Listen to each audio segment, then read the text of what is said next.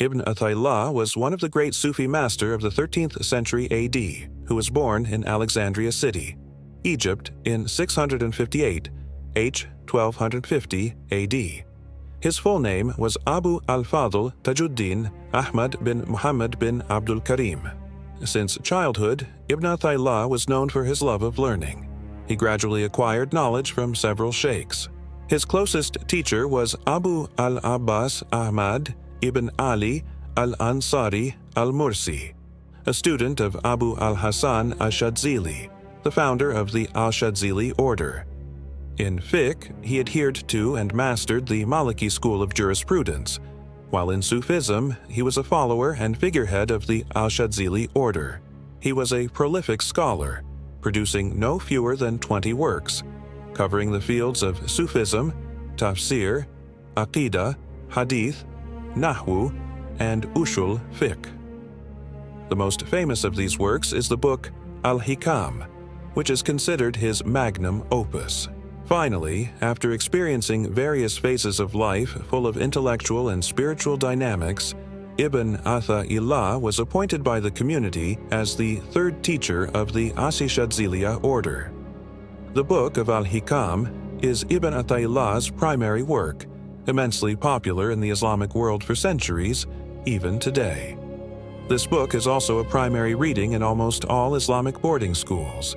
Sheikh Ibn Athaillah presented the Book of Al-Hikam, based primarily on the Quran and the Sunnah. This great spiritual teacher lit a lamp to illuminate every spiritual journey, pointing out all the obstacles at every turn, so that we all travel safely. The Book of Al-Hikam is renowned for containing secret codes that can only be fully understood by those on the spiritual journey. It also provides practical advice for everyday life. Sufis classify this book as a mystical text that must be understood by all Sufis. The Book of Al-Hikam is a distinctive feature of Ibn Athaillah's thought, particularly within the paradigm of Sufism. Among other Sufi figures such as Al-Hallaj, Ibn Arabi, Abu Hussein an-Nuri, and other figures of philosophical Sufism, Ibn Athaillah's thought is not merely philosophical Sufism that prioritizes theology. Rather, it is balanced with elements of worship and suluk practice, meaning that the interrelationships between Sharia, Tariqah, and Hakikat are explored methodically. Ibn Athaillah's thought in the field of Sufism differs significantly from that of other Sufi figures. He places greater emphasis on the value of Sufism in marifat, knowledge of God. Now let's delve into the Book of Al-Hikam. What the audience gets reflects their respective spiritual levels. Let's start Kitab Al-Hikam. Wisdom number 1. One of the signs of relying on one's own deeds is the loss of hope to Allah when a downfall occurs. Kitab Al-Hikam, Wisdom number 2. Your desire for isolation, even though God has put you in the world to gain a living, is a hidden passion, lust. And your desire to gain a living in the world, even though God has put you in isolation, is a come-down from lofty aspiration. Kitab Al-Hikam, Wisdom number 3. Antecedent intentions, strong will, Sawabik al-Himam, cannot pierce the walls of predestined decrees. Kitab Al-Hikam, Wisdom number 4. Rest yourself from self-direction in worldly affairs, for what Allah has carried out on your behalf. You must not yourself undertake to do it. Kitab Al-Hikam, Wisdom number 5. Your striving for what has already been guaranteed to you, and your remissness in what is demanded of you are signs of the blurring of your inner eye, intellect. Kitab Al-Hikam, Wisdom number 6.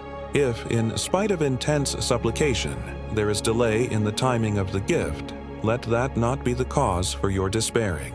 For He has guaranteed you a response in what He chooses for you, not in what you choose for yourself, and at the time He desires, not the time you desire. Kitab Al-Hikam, Wisdom number 7. If what was promised does not occur, even though the time for its occurrence had been fixed, then that must not make you doubt the promise. Otherwise, your sight, intellect will be obscured, and the light of your innermost heart extinguished. Kitab Al-Hikam, Wisdom number 8. If he opens a door for you, thereby making himself known, pay no need if your deeds do not measure up to this. For in truth, he has not opened it for you but out of a desire to make himself known to you. Do you not know that he is the one who presented the knowledge of himself to you, whereas you are the one who presented him with deeds? What a great difference between what he brings to you and what you present to him. Kitab Al-Hikam, Wisdom number 9. Actions differ because the inspirations of the states of hearts being differ. Kitab Al-Hikam, Wisdom number 10.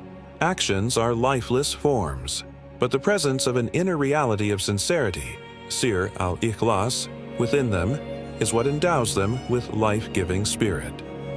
Kitab Al-Hikam, Wisdom number 11.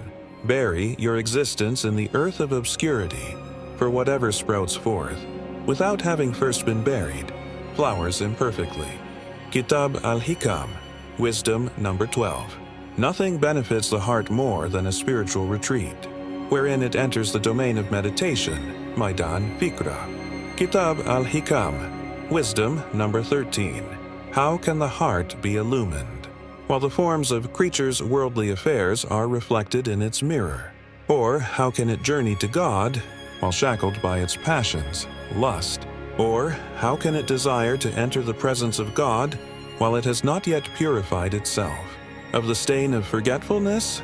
Or how can it understand the subtle points of mysteries while it has not yet repented of its offenses? Kitab Al-Hikam, Wisdom number 14.